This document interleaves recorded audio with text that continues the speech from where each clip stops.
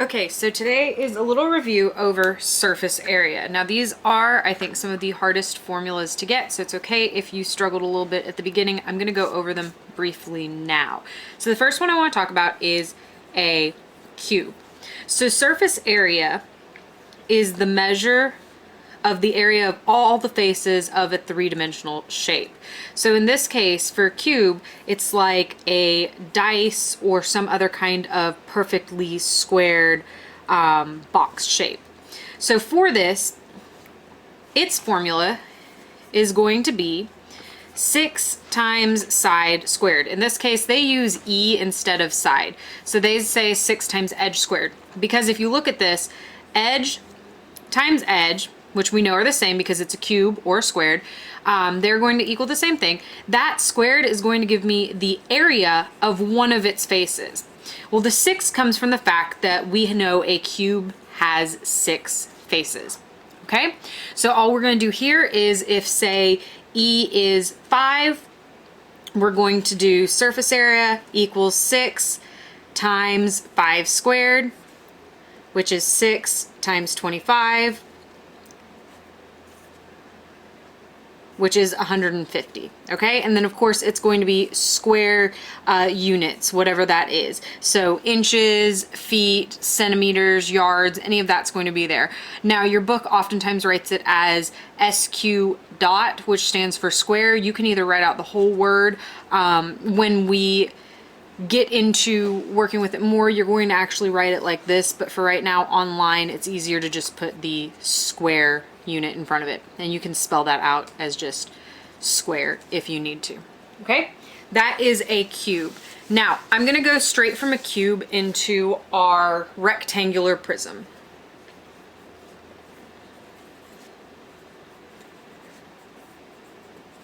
Rectangular prisms, its formula looks a lot more complicated, but I want to show you something here. Okay, so for our rectangular prism, if you'll note, it's a rectangle that's a 3D shape. It should also still have our 6 sides because it is still a quadrilateral. So our surface area is going to equal 2 times the length times the width plus 2 times the length times the height plus 2 times the height times the width.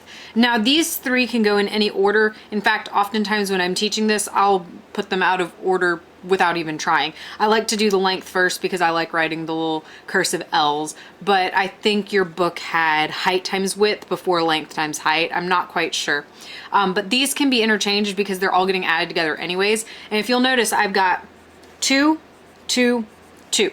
2 plus 2 is 4 plus 2 is 6. That is still going to give me my 6 faces. So if this is our length, this is our width, and then this is our height, you can kind of see how I've got to do the width times the height for this face, and then the face that's back here that we can't see. I've got the length times the height for this face and for the face on the other side, and then I'm going to have the length times the width for the base and the top.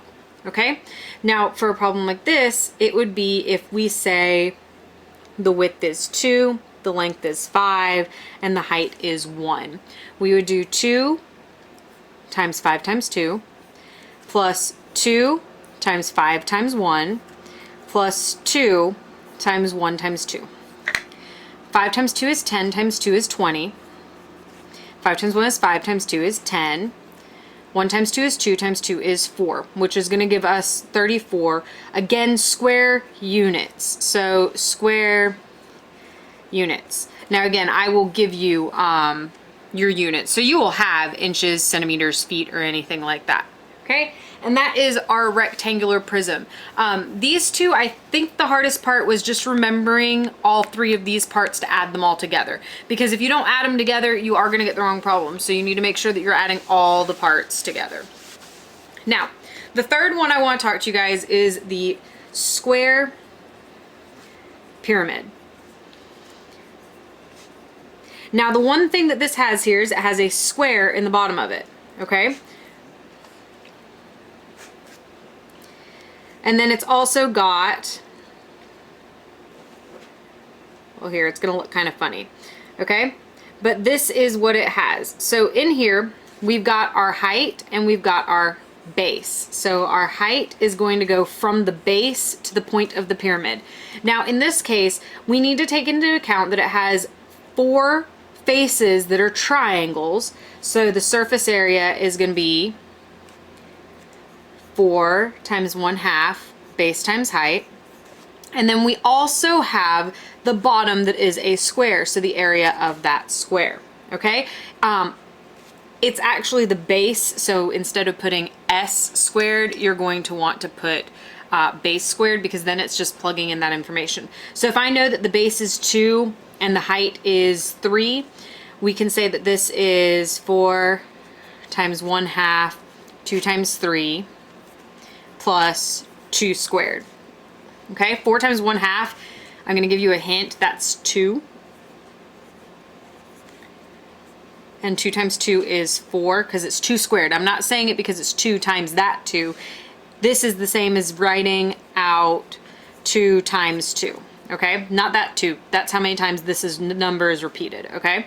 So 2 times 2 is 4, times 3 is 12, plus our 4, which gives us 16, again, square units, because we are dealing with surface area. Anything that has an area with it, even if it's surface area, regular area, it's going to be in square units. Okay, and our last surface area one is for a cylinder. I'm going to draw it first. And I'm not the best artist, but you guys already know that. Okay, and this is a cylinder. Okay, its surface area is, we have to take into account it's got 2 circles at the bottom, okay? So its surface area is going to be, the area of a circle is pi r squared, so it's 2 times pi times r times squared, plus, if we were to roll this out, we would end up with our top and a rectangle and our bottom, where the rectangle, the height, this is the height, and then this distance right here. So this length is equal to the circumference of the circle. So that's where they get 2 pi r times the height, okay? Now for this, we need to remember that pi is 3.14. This book wants you to just use that. I said in your video last week that when you get into the higher level maths, you'll be able to just plug in pi for in the calculator. Now I can't get pi to show up online, so I've just been writing it like this, but it is the same thing. So pi equals pi, which equals 3.14. Okay, so in this case, if my radius, I'm going to erase this. I'm going to erase my drawing too so that I have a little bit of space to work it out. So if I tell you that my radius is 2 and that my height is 4, I am going to do this as 2 times pi times 2 squared plus 2 times pi times 2 times 4. Okay, so all I did there was I plugged in my radius for both my r's and I plugged in my height for my h.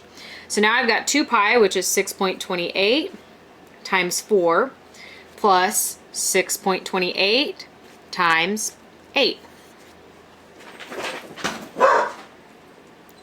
Sorry, my animals are fighting. 4 times 8 is 32. Carry my 3. 4 times 2 is 8, 9, 10, 11. So, and I've got 2 decimal spaces. 8 times 8 is 64.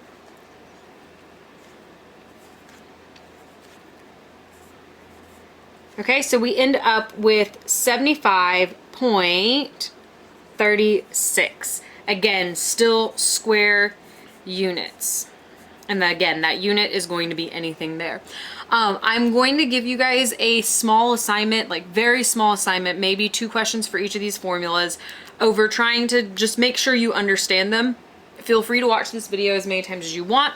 Feel free to write these down on note cards so that you can remember how these go. If you have any questions, please email me and let me know. Okay, I'll see you guys later. Bye.